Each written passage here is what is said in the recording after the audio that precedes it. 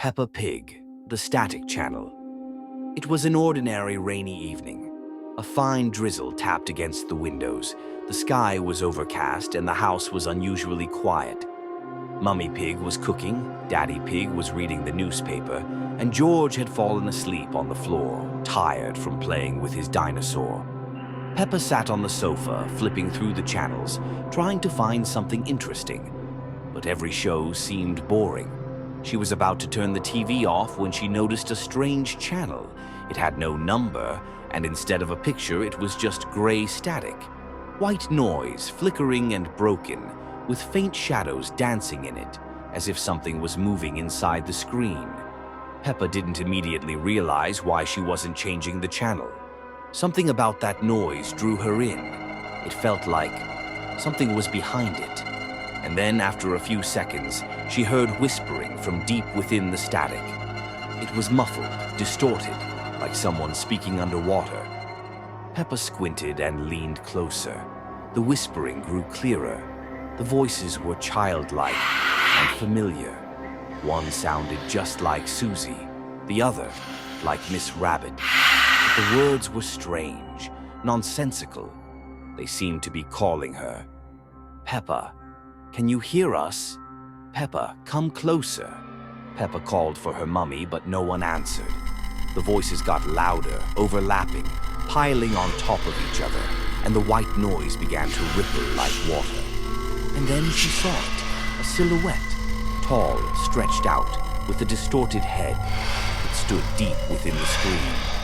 She couldn't fully make it out, but it moved, slowly, as if trying to come through. And just as Peppa took a step back, the TV turned off by itself. No click, no flicker. The screen simply went black. A dead silence filled the room.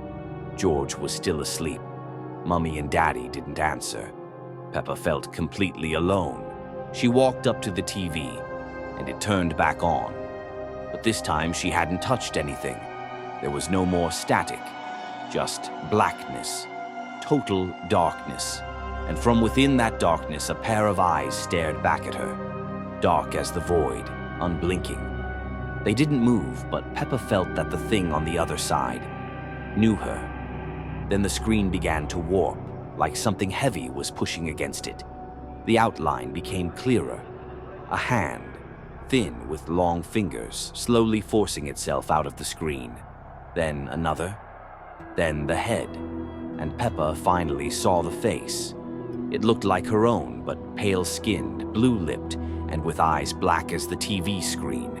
The creature crawled almost all the way out.